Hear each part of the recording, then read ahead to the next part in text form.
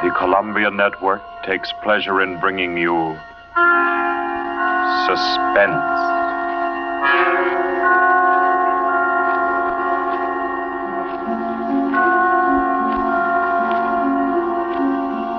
Suspense.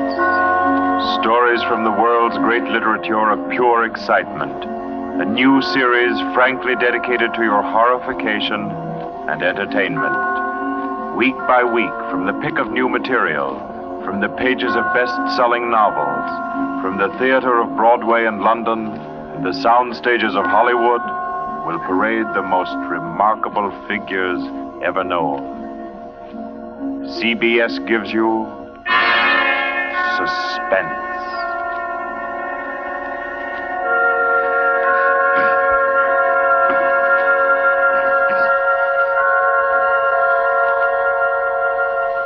Tonight's presentation is one of the finest of the contemporary stories of mystery and terror.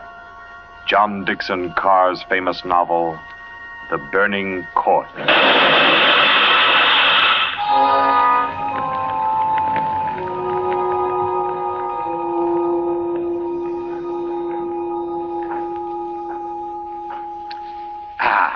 A glass of sherry by the fireside of a beautiful suburban home.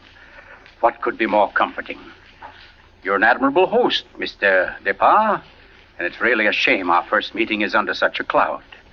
It's also a shame I have so little time to tell you which one of your guests here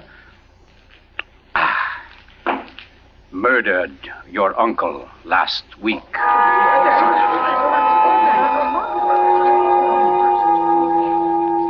Now, let's see now. I believe we're all here.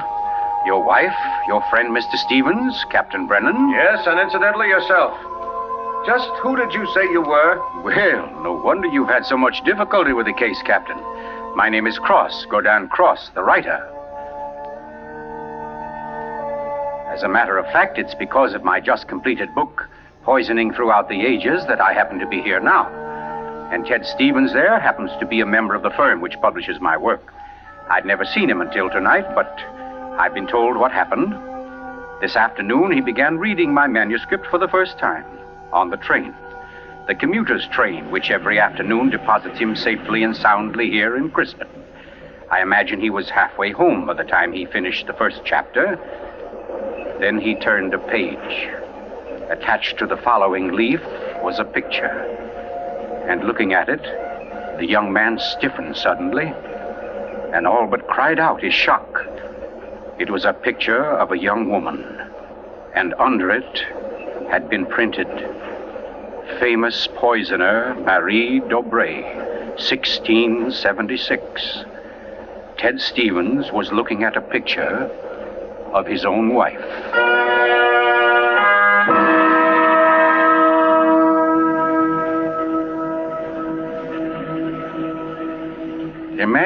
Imagine his 25-year-old wife in 17th century costume. The face, the features, even a wistfulness of expression were identical. Even the name, Dobré, was his wife's maiden name. But no, that was ridiculous. This woman in the picture was, well, one of his wife's ancestors. Yes, that was it. Simply an amazing family resemblance. Marie would be waiting for him at the station, and he'd have to tell her about it. He wondered why, however, she'd never told him about. Oh, well, but you don't discuss such an ancestor, do you? Ted Stevens glanced down at the chapter to which the picture had been attached. It was entitled, The Affair of the Non-Dead Woman.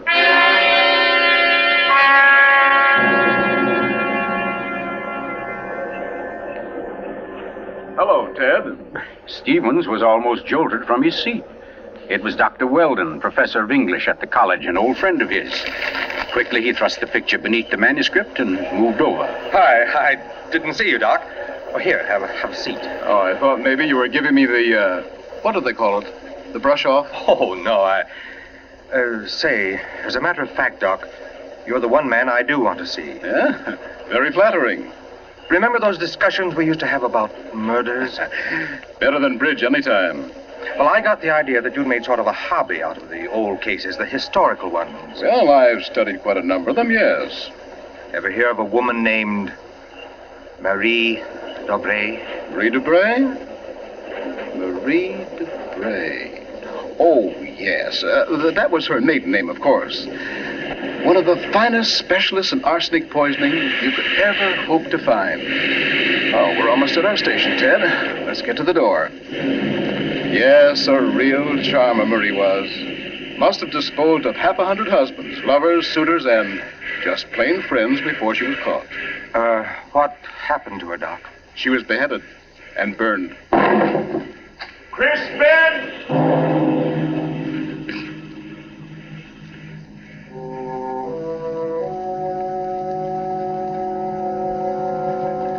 Oh, absurd, laughable. Ted Stevens kept saying this to himself, and yet what he knew was a foolish dread followed him straight through the small suburban station and clung to him as he reached the street.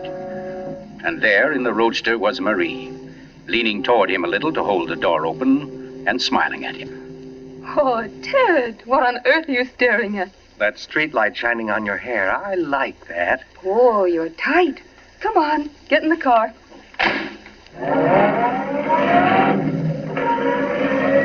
Then, like a wisp of smoke, it was gone. The whole ridiculous fear, the delusion.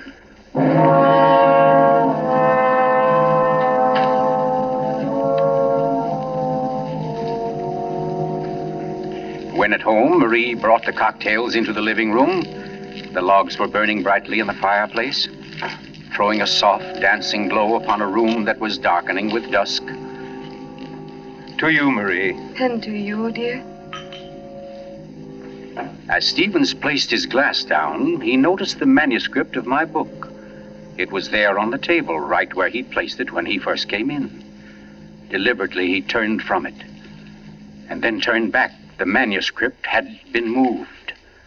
Only an inch or so, but it had been moved. Keeping his back to his wife, he thumbed through that early chapter and discovered, just as he knew he would, that the photograph was gone. For a long moment, he thought of what to do. Then slowly, he turned around. This book by Cross I brought home. Yes? There was a story of a poisoner in it. Rather funny. Her name happens to be the same as yours. Oh, your maiden name, that is. Oh, that is odd, isn't it? Darling, was she a relative of yours? Why, Ted, you're serious. In a way, yes. Oh, I don't mean it's really important. It's just that, well, when you run across a person who's a dead ringer for your own wife and who lived 300 years ago and was a top-flight poisoner, well, you like to hear about it, that's all. What on earth are you talking about? Darling, be honest with me. Didn't you look at this manuscript when I was out of the room? No. You didn't take out a picture of a poisoner named Marie Dobray? I most certainly did not. Oh, Ted, what is this all about? What are you getting at? Oh, just this. Somebody took that picture out of that manuscript since I'd been home. Now, who's that? Well, I'll take a look. Afraid I don't feel like... Why, it's Mark Depart. Mark? Ted, wait a second. Yes? Ted, whatever it is he wants, promise you won't do it. Promise I won't do I it? mean, promise you won't get yourself involved. Please, Ted, don't go out tonight. Say, what in the world is... Well, anyway, we can't let him stay outside. Mark, how are you? Come on in. Thanks, Ted. Just thinking about giving you a call later. Oh, let me have your hat. Oh, thanks. Marie, I hope you'll excuse me for popping in like this, but, well, I wanted to talk to Ted. It's rather important. Oh, I don't mind at all. Come on, Mark, we'll step into the library. Oh, you mind, dear? Of course not, Ted. I'll be making the sandwiches for her. Oh, grab that chair in the corner, Mark. Well, let's hear it. What's the trouble? Ted, my Uncle Miles was murdered. Murdered? Oh, the talk hasn't reached you yet, but it's already started. Nothing definite, of course, just that there was something wrong about Uncle Miles' death. But I don't... Mark, are you sure of this? You know he was murdered? I don't know. Of course I don't. I just don't see how it could be any other way. Uncle Miles, you know, had been sick for quite a while, but last Saturday he seemed so much better that Miss Corbett, that was his nurse, decided to take the day off. And, oh, well, you know all this. You and Marie were over that afternoon. Anyway, Lucy and I went to the club that night, to that masquerade party, and, we left the old boy completely alone. I've cursed myself 1,000 times since. But what about your housekeeper, Mrs., what's her name? Henderson. Wasn't she around? Oh, sure. In that little house out in back. We told her to look in now and then, but, well, that wasn't good enough. It was after midnight when Lucy and I got back. Uncle Miles was dying. Ted, it looked exactly like one of his regular attacks, but then later, after he was gone, I happened to glance under the chest of drawers in his room. There was a small silver cup under there, almost drained, and Uncle Miles' cat. The cat was still warm, but quite dead. Oh. I managed to get the cat out of the house and buried without anyone seeing me. Next day, I had the contents of the cup analyzed. It was poison? Yes. Arsenic. Well, what do you want me to do? Help me open the crypt. What? I want to have a private autopsy performed. Help me get Uncle Miles' body out of that vault. Oh, I know it's a tough job. The thing is sealed solid, but we can do it. You mean without the police knowing about it? Without anybody knowing about it. Mrs. Henderson's visiting her sister, and I managed to send Lucy over to the club. You must be crazy. You're playing with dynamite, Mark. This is something you've got to tell the police now. I can't take that chance. But they'll have to know sometime. You're only I've delaying... got to know first, I tell you. You don't understand, Ted. There was somebody in Uncle Miles' room that night, handing him something in a silver cup. Mrs. Henderson was on the porch by the window. She saw her. She saw her? Ted. She thinks it was my wife. Oh, Lucy. It doesn't mean anything to Mrs. Henderson yet, because she doesn't suspect anything, but, well, Ted, you've got to see why I've got to be sure, why I've got to know how Uncle Miles died. Because it wasn't Lucy, Ted. I know it wasn't. Of course not, Mark. She had an alibi. Well, she was with you at the club, wasn't she? Yes. Except for half an hour. I see. You'll help me, won't you, Ted? When do we start? As soon as you can make it. Okay. Come on now. I'll get your hat. You trot on ahead, and I'll come over as soon as I can see Marie. You're not going to tell her about this. Of course not. I'll think of something. Don't you worry about it. No, thanks, Ted. Thanks a lot. Marie? I'm coming. Darling, Mark asked me to... I know, Ted. Here. You better take these sandwiches with you. You'll be hungry. But you knew I was going out? Yes, I knew. You listened to us? I couldn't help it, Ted. I had an idea what Mark's visit was about. The talk about his uncle's death. There's a lot of gossip about it in the village. That's why I tried to tell you. Why I didn't want you to get mixed up in it. But it's too late now, isn't it? I mean, you're going. I can tell by the way you look. Ted, wait a second. There's just one thing I want to tell you before you leave. And that is that no matter what happens, no matter what you find or think or believe, I love you. You'll remember that, won't you? I'll remember you said so, Marie.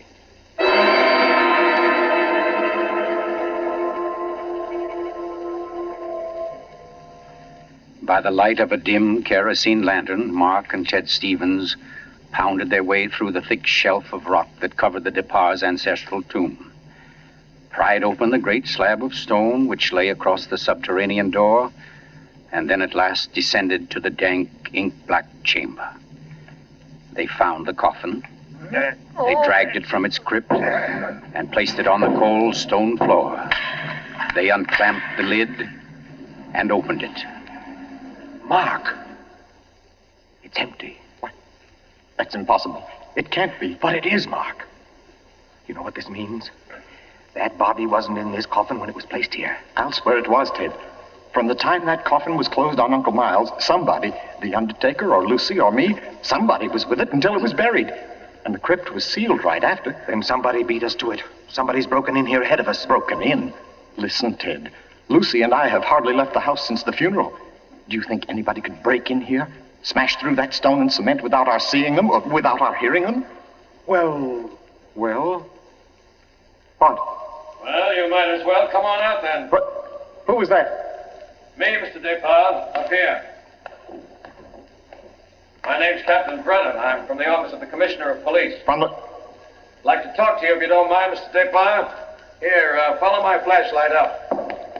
But I don't understand. How How did you know about this? By listening, mainly. You mind if we go up to your house, Mr. Depard? Why, no. Not at all. Oh, thank you. Oh, Freddie. Look here, Captain. Freddie, this is Mr. Depard, Lieutenant Gray. Glad to know you, Mr. Depard. And Mr. Ted Stevens, isn't it? Well, how did you know my name? Very simple. I got the names of everybody who was here at the Depards the day the old man died. You and your wife were included. Oh, here we are. But I don't... Captain, who gave you those names? Why, your housekeeper, of course. Mrs. Henderson? You didn't think Mrs. Henderson saw the dead cat, did you, Mr. Depard? But she did. She also saw you bury it. And we've been interested in the case ever since. Well, nice place you have here, Mr. Depard. Now, let's see. According to Mrs. Henderson, your wife was wearing some kind of a masquerade costume that night. What kind of a thing was it? Well, it was a... Oh, there, you can see it. It was copied from the dress in that old painting over there. Oh, yes. Funny, where's the woman's face? It's always been that way, long as I can remember. Somebody must have thrown acid on it or something. Can't blame them much. She was a poisoner. A poisoner? Yes. The story goes that one of my ancestors was responsible for her execution. Marie Dobray, her name was. Oh, yes, I've read about her. Learned all her poison tricks from one of her lovers, guy by the name of Godin St. Croix. Godin St. Oh, yes, Mr. Stevens. We cops read now and then. Did you say Godin St. Croix? That's French. We call it cross. Absolutely no limit to a cop's education, is there? But to get back to your wife, Mr. Depard, she was dressed like the famous Marie. Now, when Mrs. Henderson looked through that window... Just a minute, Captain.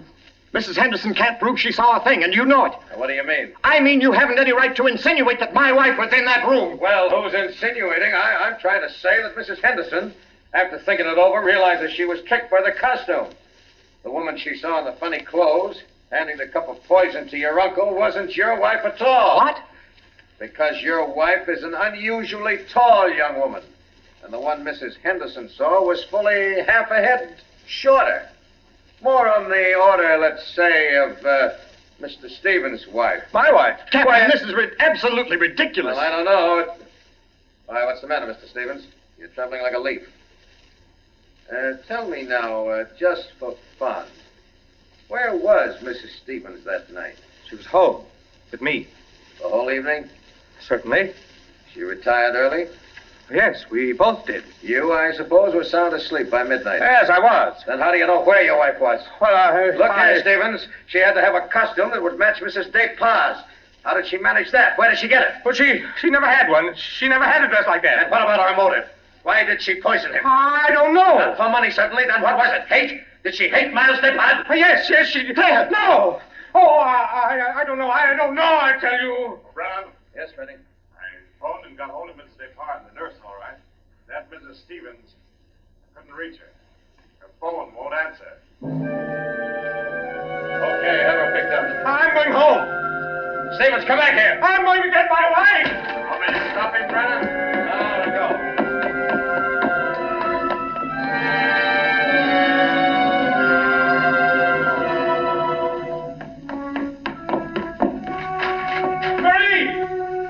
Marie, where are you? It's Ted. Marie, what have you done? Maria. Oh, good evening. who are you? My name is Cross, Godin Cross. Cross? Where's my wife? What have you done to her? You fiend, what have you done to my wife? Why, nothing at all, young man. Here, sit down. You're lying. Something's happened to her. The police just phoned. There wasn't an answer. Why are you here? Why am I here? Well, because your wife, reading my chapter on the Dobrays, realized I knew more about the family than even she did. Because she found my phone number on the front cover of the manuscript. And because I know an exceptional case when I hear one. Does that answer your question? No, and you know it doesn't. Can't you see I've got to know whether... Yeah, I see. Whether your wife is that Marie Dobray, who was burnt by order of the High Tribunal for all poison cases, the burning court of France, witchcraft, black magic, the world across the threshold. You're quite sure, no doubt, also, that I'm Godin St. Croix, who first wooed her. No, my boy. No, my real name happens to be, of all things, Tom Simpson. Most unsuitable for a distinguished writing career. And Marie Dobray is no more your wife's real name than mine is Godin Cross. What? Your esteemed wife was an adopted child, Mr. Stevens, adopted by people in Canada named Dobray, remote members of the real family of poisoners. I can't believe it. Oh, why didn't she tell me? Why? Because until I told her half an hour ago, she didn't know it herself. You see, in the course of my research on the family, I found out about it. And in the course of talking with your wife, I found out something else. How for years she was haunted by the fear that she might be a poisoner by inheritance, by blood. And you can see, can't you, why she never talked about it, her past to you? Yes. And yet, Mr. Stevens, you had all but made her forget that past. You. And that's why she was willing to lie, to steal a picture, do anything, in order to hold you to her. Yes, I see that now. You know, young man, I rather think she loves you. But as you will see, though, she comes only when I call her. Mrs. Stevens? You mean she's... Yes, Mr. Cross. Marie, it's you. You're all right? Oh, yes, dear. We're both all right now, and nothing can change it, ever. Marie, listen. Don't say Marie, dear. Say Maggie. Maggie? Oh, that's my name, my real name. Maggie McTavish. And it's a lovely name, dear. The most beautiful, gorgeous... Darling, please. You don't understand. The police, they think you had something to do with Miles' death. They think I did. So, now, Mr. Stevens, before we go back to the Depars, don't you think you'd better tell me everything that's been said and done up to date? Having just saved your wife's soul from the burning court, now I'll wrest her body from the electric chair.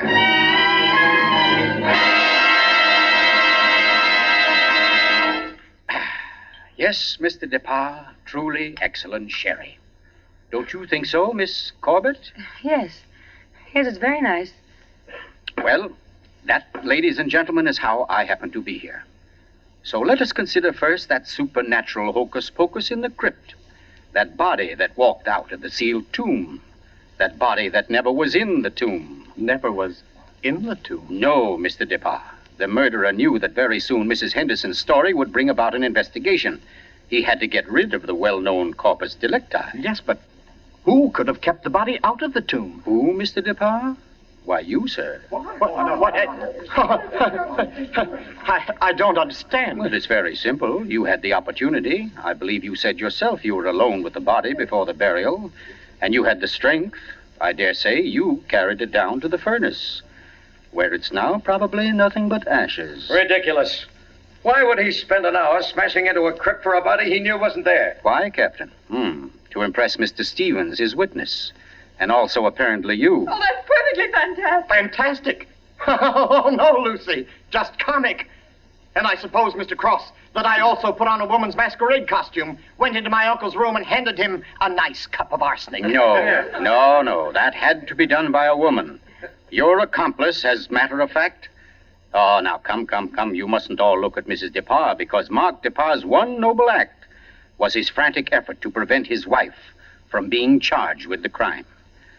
A crime which he and Nurse Myra Corbett committed. Myra Corbett? Why, you... Yes, sir. Yes, Mr. Stevens, this quiet little lady beside me. Why would I do such a thing? Money, Miss Corbett. A cutout of Mark Depar's inheritance. Payments for services rendered. That's an absolute lie, Cross. You see, ladies and gentlemen, Captain Brennan never bothered to check Miss Corbett's whereabouts on the night of the murder.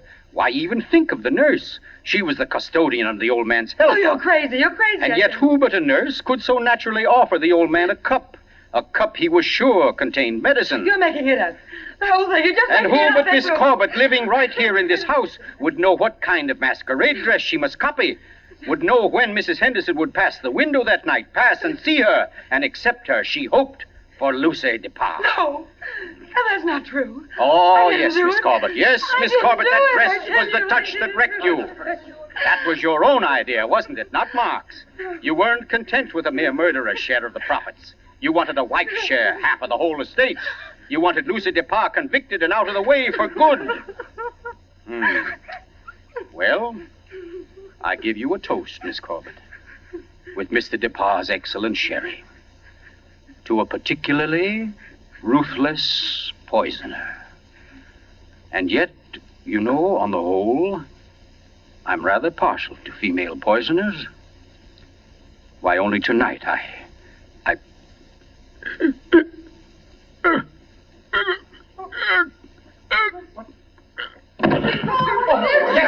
Here, let me get to him.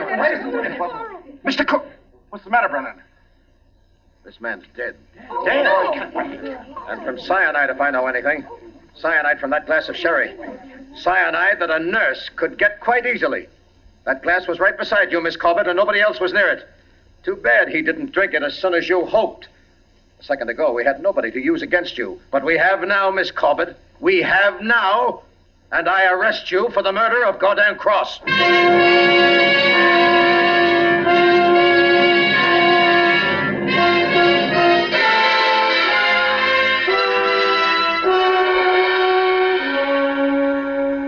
Close to 5 months ago that the prominent author was murdered, and tonight Myra Corbett pays with her life for that crime. The former nurse, at first protesting her innocence, in recent Yes, weeks has grown... I'm in here, dear. Oh. I thought you might... Oh, what did you cut it off for? Huh? What do you mean? The radio. Oh, yeah, well, I thought you wanted to talk. Oh, Ted, don't you think I know you better than that? What was on the radio? Well, there wasn't any... Okay. It was about Myra Corbett. She goes to the chair tonight. Oh, I didn't think you wanted to be reminded. I don't really. But making such an effort to hide it only keeps it alive, doesn't it? All right, darling. Know what I came in to ask? If you wanted a cocktail before dinner? The largest one you've got. Fine. I'll get out the ice cube. I know. If I'll fix up the fire. Okay, Maria, a deal. Where are some papers to start it? Right there by the bookcase. And the name's not Marie. It's Maggie. Because, darling, Marie's dead and gone forever.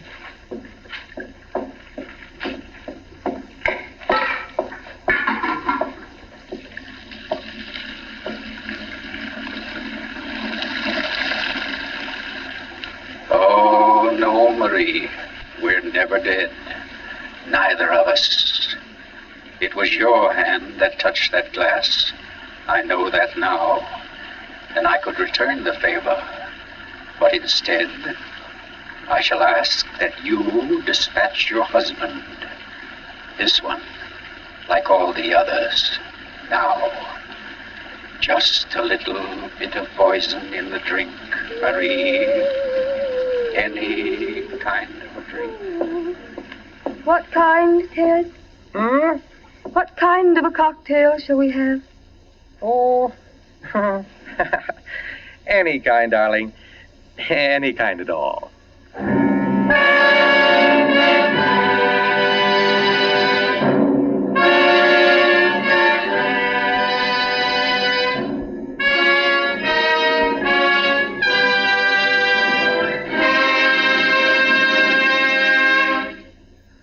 You've just heard The Burning Court from John Dixon Carr's famous novel, the first in Columbia's new series of outstanding classics and chills by world-famous authors. Tonight's play, ladies and gentlemen, has one rather special significance we think you'd like to know about. As you perhaps have heard, every fine comedian is said to cherish a secret desire to do an abrupt about-face. He pines for the part of a blackguard. Well, tonight you witness the fulfillment of one such desire. The role of that literary and quite infamous diehard, Gordon Cross, was portrayed by none other than Hollywood's expert provoker of laughs, Charlie Ruggles, here in New York for the world premiere of his latest screen success, Friendly Enemies. The role of Marie, well, that was enacted by a young lady who long ago won national acclaim as one of Broadway's most accomplished dramatic actresses, Miss Julie Hayden. Thank you, Charlie Ruggles and Miss Julie Hayden, for your splendid performances. The play tonight, as all plays in this series, was produced and directed by Charles Vander, written by Harold Medford and scored by Bernard Herrmann. Next week, we bring you an intensely exciting and moving drama, The Life of Nellie James.